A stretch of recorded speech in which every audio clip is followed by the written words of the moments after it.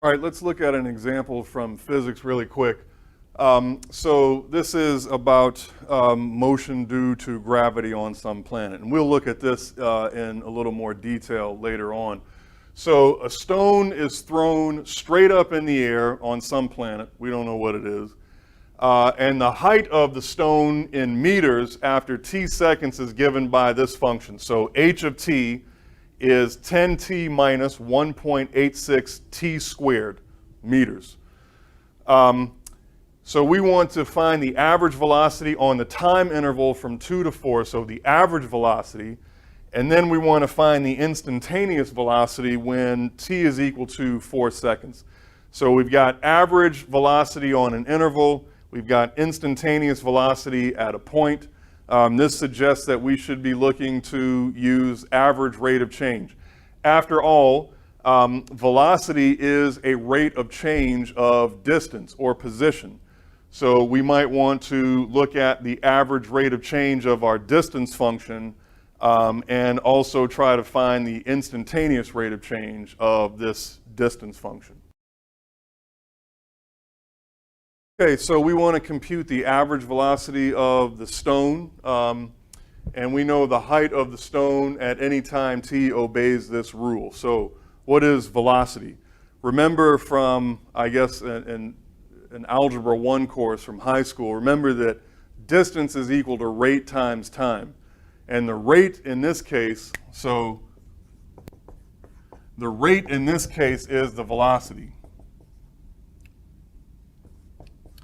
So the velocity then is some change in distance over the change in time. So the average velocity, it's the change in height over the change in time on our given interval from 2 to 4.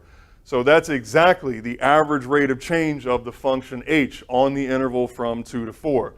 So all I need to do is plug in a 4 everywhere I see a t. So here's h of 4 in the first bracketed term. And then here's h of 2 in the second bracketed term. And so now we just want to subtract these things. So here's h of 4 minus h of 2. And then we want to divide that by 4 minus 2. This seems like a calculator problem, so just feed all these numbers into a machine, and you get negative 1.16 meters per second. So the average velocity on this interval from 2 to 4 is negative 1.16. In other words, on the interval from 2 to 4, the stone did more falling than it did rising on that interval, whatever that means. Okay, now we want to look at the instantaneous rate of change. So what is the velocity of the stone at the instant when t is equal to 4? Okay, now for the instantaneous velocity, remember again, instantaneous velocity is going to be the instantaneous rate of change of the height function. We don't have some formula to get the instantaneous rate of change, so we need to compute successive average rates of change. So remember, we wanted the instantaneous rate of change at the time t equals 4 seconds. So what we will do is we will start at some time to the left of 4, so we can use 3.9, 3.99, 3.999. So we will look at the average rate of change from 3.9 to 4. Then we will look at the average rate of change from 3.99 to 4. Then we will look at the average rate of change of 3.999 to 4. And you can see 3.999 is so close to 4 that that average rate of change is essentially the instantaneous rate of change, right? The secant line of points that are very close together is very close to the tangent line. So that's sort of the concept that we want to use here. So to find the average rate of change from 3.9 to 4, it's just h of 4 minus h of 3.9 over 4 minus 3.9. So in our original height function, remember what that was. So h of t was 10t minus 1.86 t squared.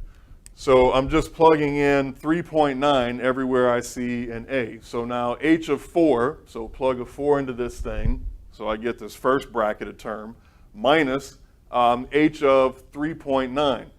So in the second bracketed term, everywhere I see a t, I've got 3.9. And I want to divide that by 4 minus 3.9. So you use a calculator to work all that out. You get negative 4.694 for the first average rate of change. For the second average rate of change, we do the exact same thing, only instead of 3.9, we've got a 3.99. Work all this out, and here you get negative 4.816. Do the same thing, find the average rate of change starting at 3.999, stopping at 4. That would be h of 4 minus h of 3.999 over 4 minus 3.999. So again, you would work that out on a calculator, and here you get negative 4.8781. So if you did one more of these, you would get something closer to negative 4.88.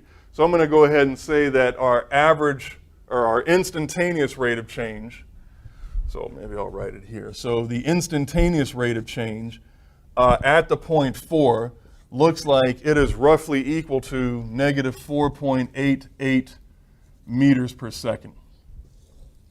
So this would be a perfectly good approximation for the instantaneous velocity at the point where t is equal to 4 seconds.